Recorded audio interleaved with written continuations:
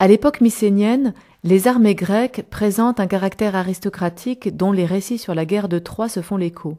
Homère exalte la valeur des nobles guerriers à l'occasion de duels, faisant primer l'image du héros, combattant singulier, sur celle du groupe.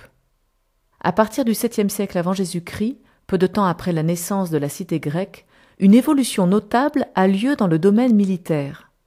La révolution hoplitique transposerait ainsi, sur le champ de bataille, des valeurs de solidarité civique au fondement des institutions démocratiques.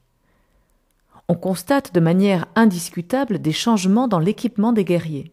L'élément de base de l'armée grecque devient l'hoplite, fantassin lourdement armé et combattant en une formation serrée sur plusieurs rangs, la phalange. Les soldats se protégeaient mutuellement de leurs boucliers en couvrant le voisin placé à gauche. Le mouvement de la phalange était accompagné au son d'une double flûte, tandis que le signal du départ, de l'attaque ou de la retraite était donné par le son aigu de la salpinx, une sorte de trompette droite en bronze. Le but de la manœuvre était d'enfoncer les lignes adverses pour les faire dériver et engager le combat au corps à corps.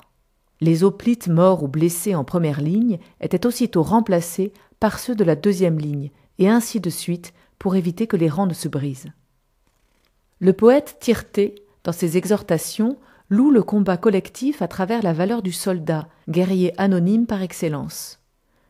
De ceux qui osent, serrés les uns contre les autres, épaule contre épaule, au premier rang, courir contre leurs adversaires, peu meurent, et ils sauvent tous ceux qui marchent après eux.